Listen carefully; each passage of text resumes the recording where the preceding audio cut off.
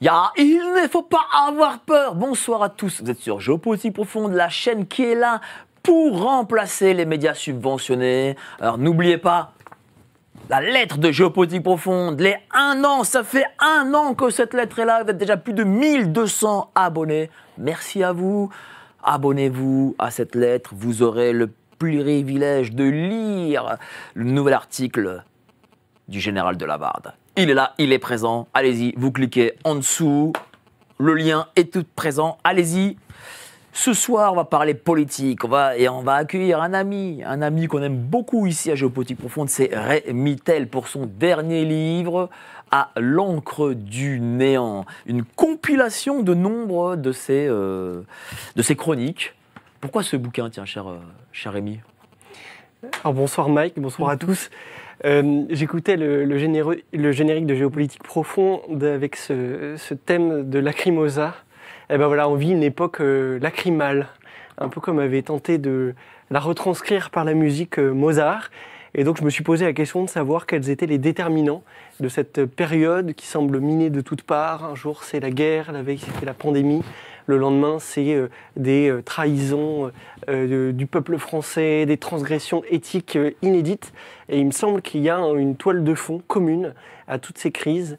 Je crois qu'on est arrivé aujourd'hui au stade terminal de la modernité, cette espèce de grand emballement de la société des machines qui, depuis 250 ans, a fait beaucoup de bien, notamment dans le monde occidental, mais qui a aussi créé de très très grandes fragilités et qui, aujourd'hui, utilise la condition humaine, la liberté humaine, comme variable d'ajustement pour tenter de masquer son effondrement. Et donc, avec des exemples très spécifiques et en reprenant... C'est pour ça le néant ? Oui, et puis à l'encre du néant, c'est-à-dire d'essayer de tirer quelque chose de ce nihilisme-là généralisé, pas simplement de documenter le désastre, parce que sinon ça ajouterait une touche de désespoir au désespoir collectif, mais plutôt de montrer quelle est la logique, selon moi, et donc une fois qu'on a trouvé la logique, comment il est possible d'y échapper. On a une chronique que j'aime particulièrement, c'est La chute se précise en silence. Est-ce qu'on est digne, nous, ici en France, de nos prédécesseurs ? Alors oui et non. On pourrait avoir une analyse un peu défaitiste en se disant « Regardez, on n'a quand même pas réussi à faire grand-chose, on est certes menacé, chaque jour il y a des comptes en banque de nos amis qui ferment, on a des camarades qui se retrouvent en garde à vue, etc. Mais enfin on n'a quand même pas sacrifié notre vie comme l'ont fait les résistants dans les années 40. » En même temps, on peut se consoler en se rappelant que la situation était plus périlleuse d'un point de vue physique, certes, mais aussi infiniment plus simple. C'est-à-dire qu'on était dans un contexte avec une puissance tierce qui envahit la France, et finalement les coordonnées étaient connues depuis que les nations sont les nations depuis le XVIIe siècle. Là, aujourd'hui, les catastrophes arrivent de toutes parts, et le lundi, c'est les enfants transgenres. Est-ce qu'on va me retirer la garde de mes enfants si je refuse qu'ils deviennent transgenres ? Le mardi, c'est je ne pourrai plus rentrer chez moi si j'habite dans la zone SILT à côté des Jeux Olympiques et que je ne passe pas le contrôle de sécurité. Le mercredi, c'est la légalisation de l'euthanasie. Le jeudi, c'est la menace nucléaire en Ukraine, etc., etc., etc. Et donc, ces balles nous sont envoyées de toutes parts et on est perdu dans ce moment-là, et d'où l'utilité, je crois, de s'arrêter 2 secondes, d'essayer de prendre un peu de recul et d'essayer de comprendre en fait ce qui nous arrive. On va prendre du recul et on va parler de cet excellent livre qui est édité chez l'ami Sylvain Durin du Verbeau, qu'il faut soutenir. Voilà un éditeur qui prend des risques et qui édite d'excellents auteurs, dont notre ami François-Xavier Consoli. Mais avant ça, je vais faire un peu de tour de table. Alors, à tes côtés, tu as Stéphanie Reynaud, journaliste, comédienne. Comment ça va, chère Stéphanie ? Gilet jaune aussi. Oui, gilet jaune, entre autres, bien sûr, et contre les passes et les laissez-passer. En tout genre. Voilà, je suis ravie, je suis très bien entourée. Et qui reviennent, ça s'en va et ça revient. Et je suis très bien entourée, d'hommes, hein. Encore. T'as bien été entouré d'hommes, toi, j'ai l'impression. Pourquoi pas, mais alors... Il y en a qui n'aiment pas du tout. Il y en a qui n'aiment pas du tout. Non, mais j'aime aussi être entourée de femmes, parce qu'il y en a des sacrément intéressantes dans la dissidence, ou la résistance, appelez ça comme vous voulez. Pourquoi tu as utilisé... quelle est la différence entre dissidence et... Mais j'ai du mal à faire la différence. Résistance ramène étroitement à la Seconde Guerre mondiale, alors que dissidence plutôt à l'ex-URSS. Après, moi, j'ai une souplesse totale. J'ai l'impression qu'on vit les deux. Voilà, et donc moi je m'adapte à l'interlocuteur, celui qui me dit j'aime pas le terme dissidence, tu me dis résistance, je dis ok, surtout en interview. Donc je respecte mon interlocuteur, ça me dérange pas parce que les deux me conviennent. Merci à toi, chère Stéphanie. En face, un nouveau Martin Loisillon, aussi comédien, metteur en scène. Voilà, il met en scène une soirée chez Offenbach au théâtre de Passy, c'est de l'opéra. Oui. Exactement. Bonjour, cher Martin. Bonjour. Alors, je suis très content de vous recevoir, cher Martin, parce que vous avez en plus un appel à lancer, l'appel des souverainistes à l'union. Il faut enfin cette union. Oui, avec un collectif de citoyens, de gens expérimentés dans l'élection, puisqu'on a fait beaucoup de listes citoyennes, aux régionales, départementales et législatives, avec des candidatures sérieuses. On ne peut pas accepter cette situation où on a 2 listes Frexit aux européennes, d'autant plus que les européennes ont la particularité que c'est une élection à un tour à la proportionnelle directe. Donc avec 5% des voix, en France, il y a 5 élus qui passent directement au Parlement. Voilà. Et donc on essaye, et pour parler concrètement, de faire en sorte que Florian Philippot et ses équipes, et puis François Asselineau et ses équipes se mettent d'accord. Alors, vous avez fait une manifestation devant chez Monsieur Asselineau. Comment ça s'est passé ? Ça s'est bien passé. Enfin, c'est pas vraiment une manifestation. C'était convivial. On a marqué un peu le coup. On s'est rassemblés devant le siège de l'UPR. En l'occurrence, parce que il faut dire les choses. Pour l'instant, dans les échanges qu'on a eus, je ne peux pas m'avancer en disant que les patriotes sont d'accord, mais en tout cas, ils nous ont répondu et on a eu des échanges qui encore laissaient un peu d'espoir. Voilà. Et pour l'instant, avec l'UPR, non pas qu'on a eu des réponses totalement négatives, mais j'ai un peu regardé l'émission de François Asselineau où il est venu ici. Pour l'instant, sa position publique est celle du refus. Et nous, toutes les excuses qui ont été données ne sont pas à la hauteur de la situation. Donc voilà, on essaie un peu de marquer le coup. On s'arrête pas là. On a d'autres démarches et on a des personnalités un peu publiques qui sont quand même issues des mouvements citoyens qu'on a vus ces derniers temps, qui essayent de nous aider au moins à pouvoir mettre en place cette médiation. En tout cas, il n'y a pas de préférence chez vous, ni chez l'un, ni chez l'autre. Hein. Vous n'êtes d'aucune écurie, vous êtes juste un citoyen qui veut une union. C'est ça ? Oui, mais surtout, on est des citoyens engagés qui passons du temps dans ce combat-là, et donc on est pragmatique et on voit ce que peut nous apporter 5 députés européens qui seraient sur la liste et sur la ligne politique de celle de François Asselineau et de Florian Philippot. On l'a vu avec Virginie Joron et feu Michel Rivasi. Ce sont des personnes avec qui moi j'ai des accords politiques. Je n'avais pas compris que Michel Rivasi traite d'extrême droite un événement comme le CSI, mais il n'empêche qu'ils ont fourni des éléments utiles à la résistance, ce qu'on évoquait tout à l'heure, au moins à la compréhension de ce qui nous arrive dans le chaos qui a été décrit en début d'émission. Merci beaucoup, cher Martin. Merci à vous. Et à votre droite, l'unique, le fabuleux, le merveilleux, l'homme à la cravate d'or, tout ce qui touche se transforme en or, c'est le roi Midas. Philippe Perlin. Salut, cher Philippe. J'ai trouvé la pierre philosophale.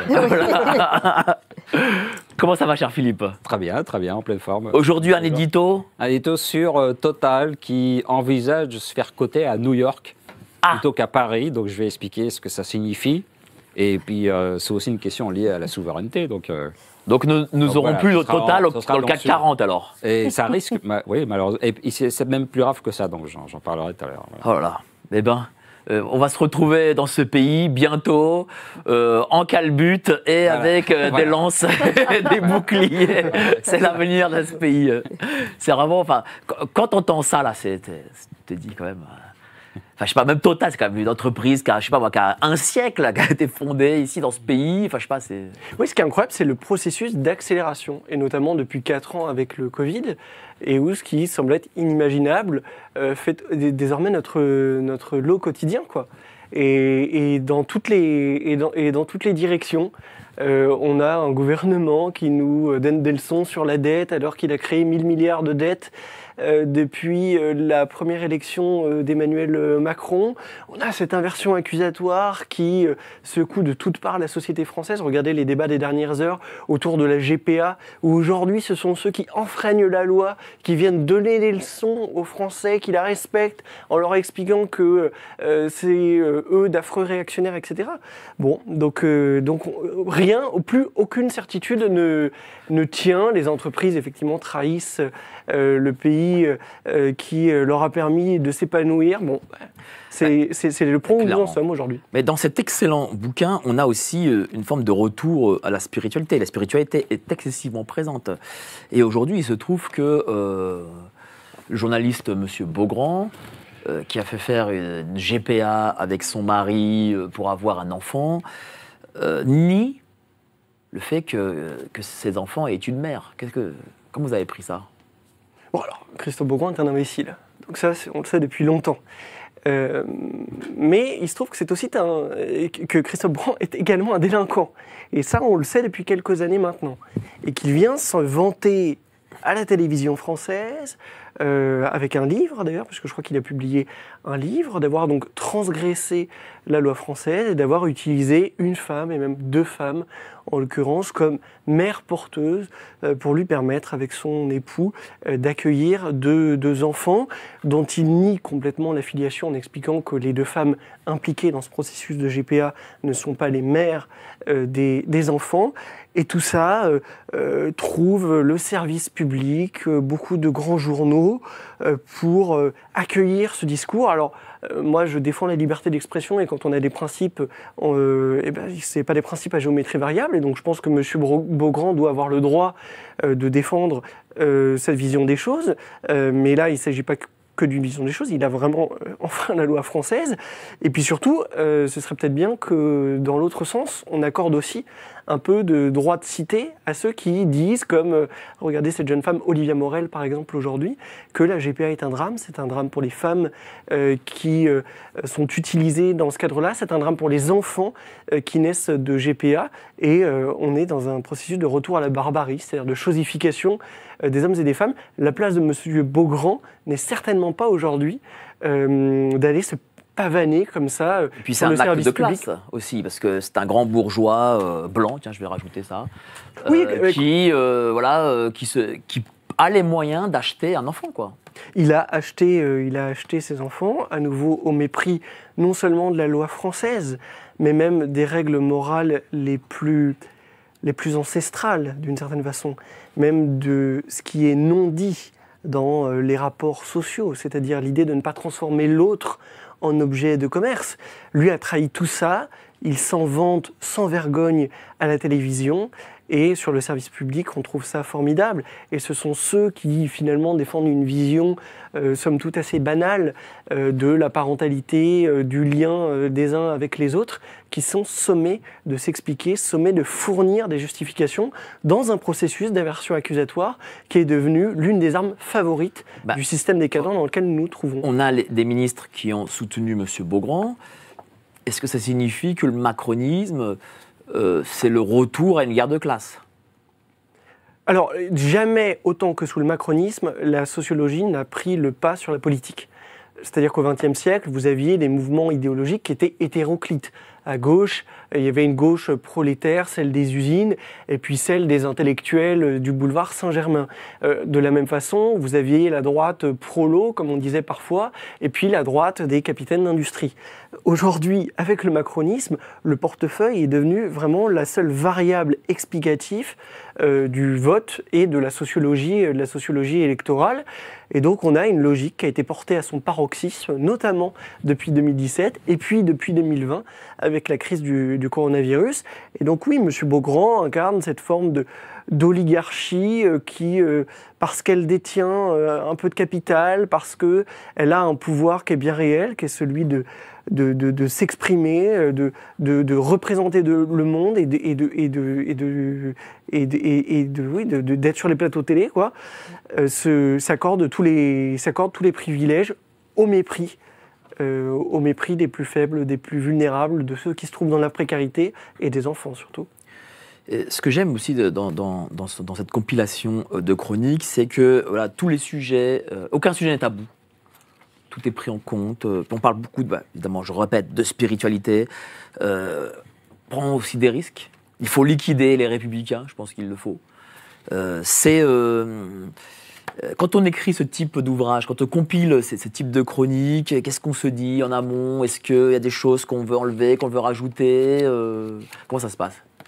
l'époque est aussi une chance. Pourquoi ? Parce que justement, comme tout part à volo, il n'y a plus aucun tabou. Il y a des questions qui étaient tabous il y a quelques années et qui reviennent aujourd'hui dans le débat public. Lors de la constitutionnalisation de l'avortement, par exemple, on s'est dit, est-ce que vraiment c'est une... Mais ça, pour le coup, je remarque que la droite a très peu abordé ce sujet. Oui, parce qu'elle considère, je me rappelle il y a quelques années, quand j'ai commencé mon combat là, contre le Covid, j'avais été reçu par un responsable politique de premier plan, dont je tairai le nom, et qui m'avait dit, il y a 2 sujets tabous dans la vie politique française, la franc-maçonnerie et l'avortement. Et donc évidemment, la droite a intériorisé le regard social et l'hégémonie politique, l'hégémonie culturelle de ses adversaires progressistes.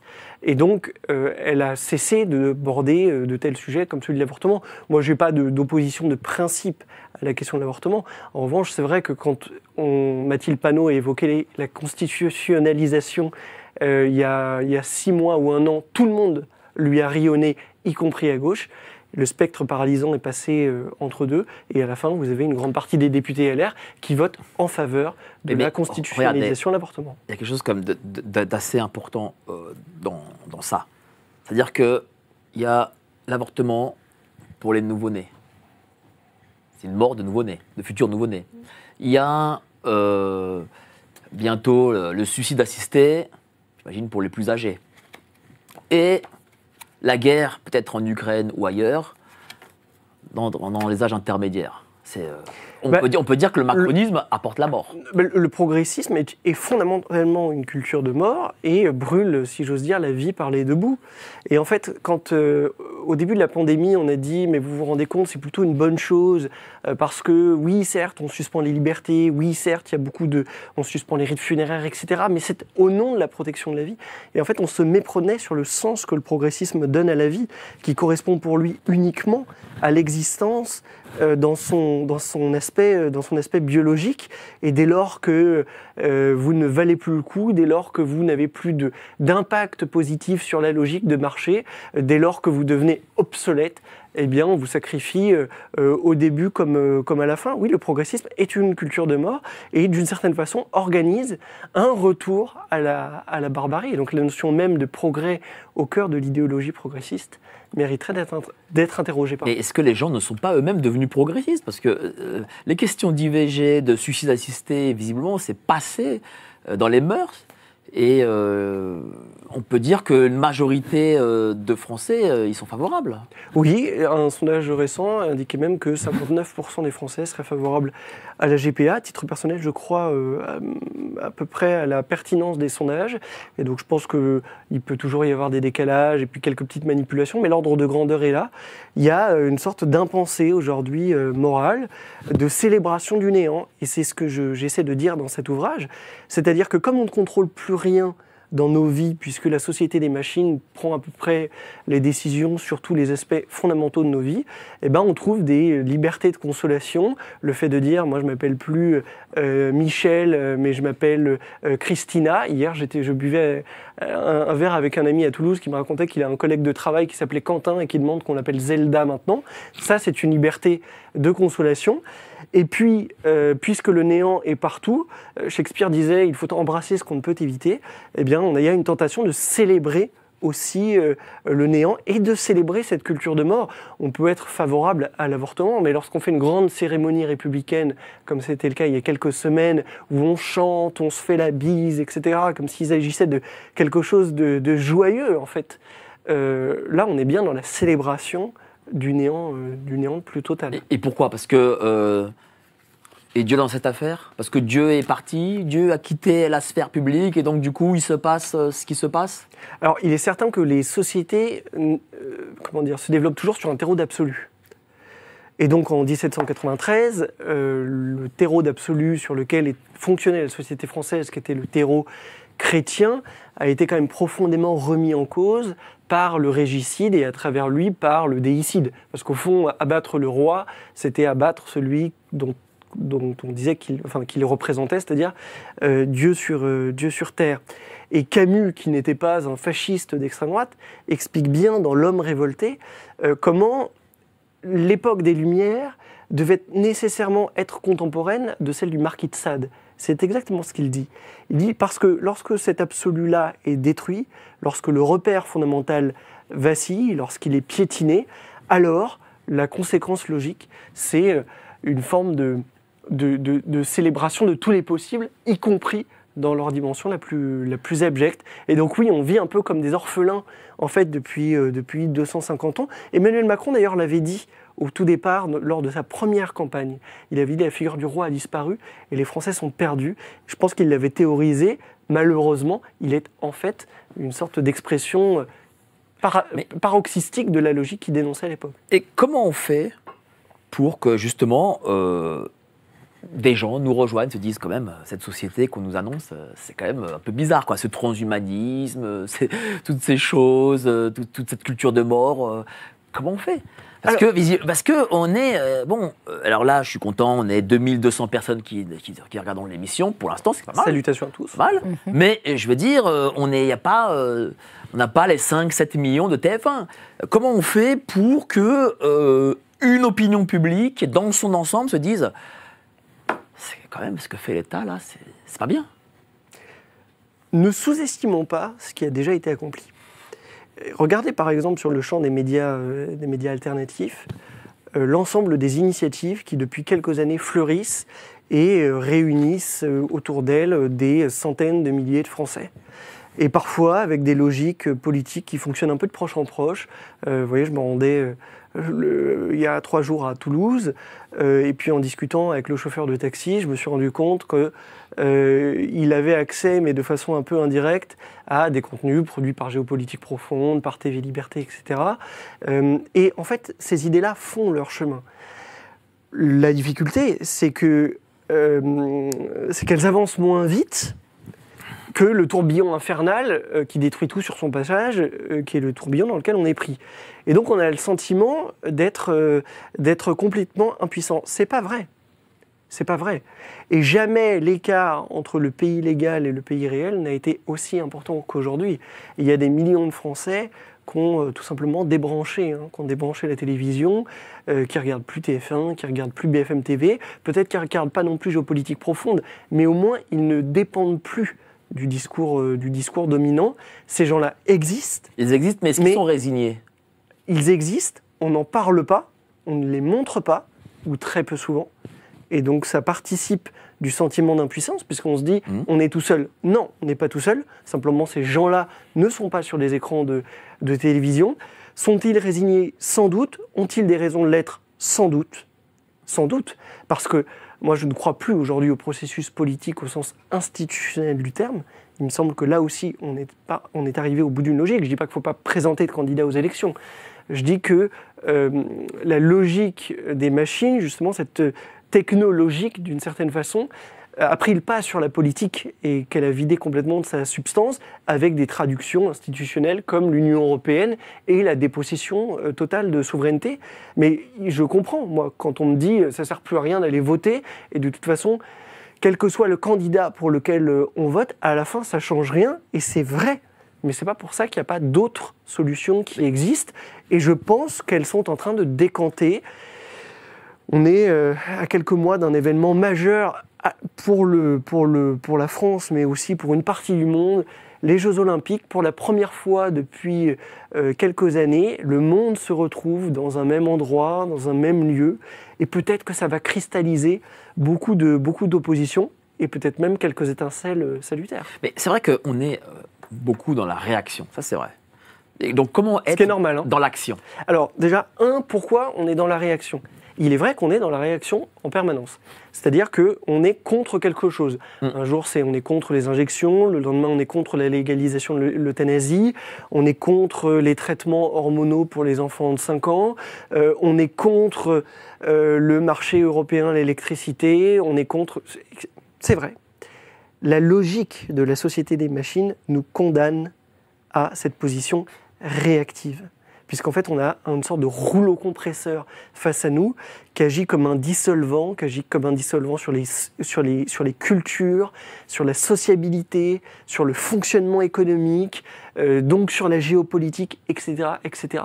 Et donc, ça nous pousse à être dans cette situation du ramasseur de balles, où, je vous dis, un jour, c'est sur le champ sociétal, le lendemain, c'est la menace nucléaire, le surlendemain, c'est la manipulation d'une épidémie, etc., etc.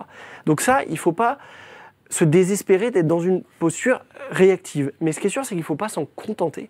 Et c'est la raison pour laquelle je pense qu'on ferait bien parfois, peut-être, de prendre un petit peu de recul sur l'actualité immédiate, parce que l'énergie que nous déployons à dire « Ah ben regardez, il y a encore un migrant qui a assassiné un Français alors qu'il venait d'être relâché par la justice », l'énergie qu'on déploie sur voilà, il y aura le QR code pendant les Jeux Olympiques, vous ne pourrez même pas rentrer chez vous.